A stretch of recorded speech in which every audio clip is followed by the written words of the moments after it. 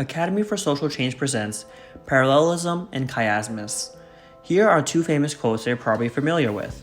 The first is an excerpt from Charles Dickens' classic novel, A Tale of Two Cities, which begins with the iconic sentence, "It was the best of times, it was the worst of times. It was the age of wisdom, it was the age of foolishness. It was the epoch of belief, it was the epoch of incredulity. It was the season of light, it was the season of darkness. It was the spring of hope, it was the winter of despair." The second quote is from a much more light-hearted book titled Horton Hatches the Egg, written by the popular children's author Dr. Seuss. "I meant what I said and I said what I meant, an elephant's faithful 100%.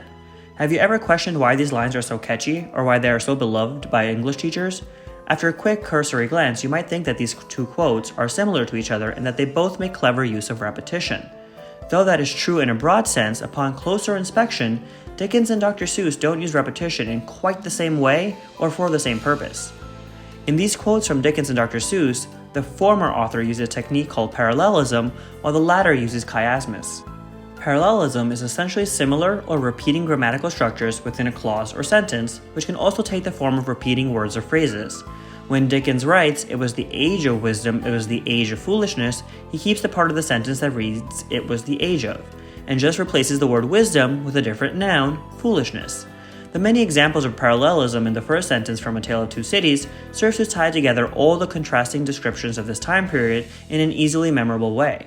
The repetition used in chiasmus is slightly different. For one thing, chiasmus reads more like a tongue twister or a riddle. Furthermore, chiasmus reverses the structure or word order of the second of two parallel clauses or sentences to create a slightly different meaning and put emphasis on the specific words that were reversed.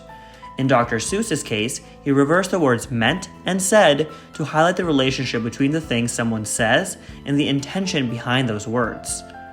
Parallelism is a literary technique in which two or more consecutive phrases repeat the same grammatical structure with just a few words changed each time.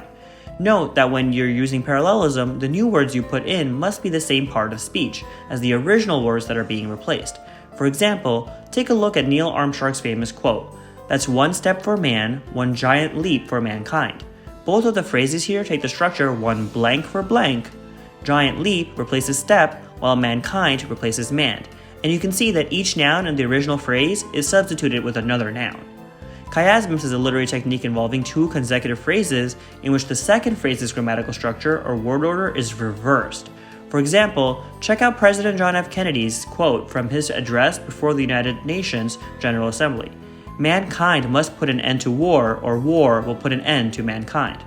The words mankind and war have swapped places as well as grammatical functions in the sentence.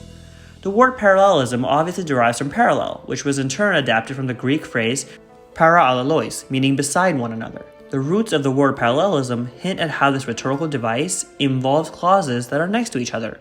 The word chiasmus originated from the Greek chiasmos, which refers to diagonal arrangement or an X shape.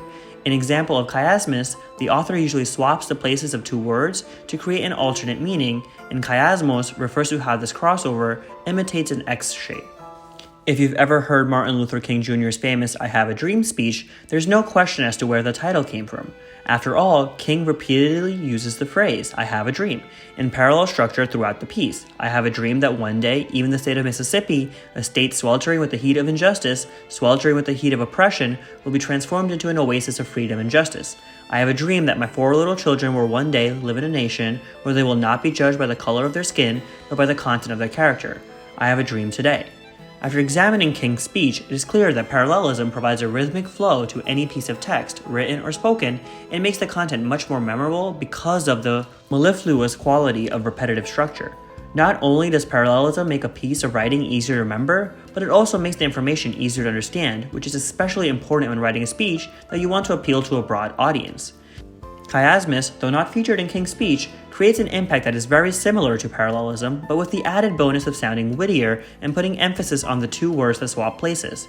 Because of these benefits of both parallelism and chiasmus, it's not only public speakers that use them, but advertisement campaigns as well. Now it's your time to think further. Parallelism and chiasmus often feature in religious texts. Why do you think that is?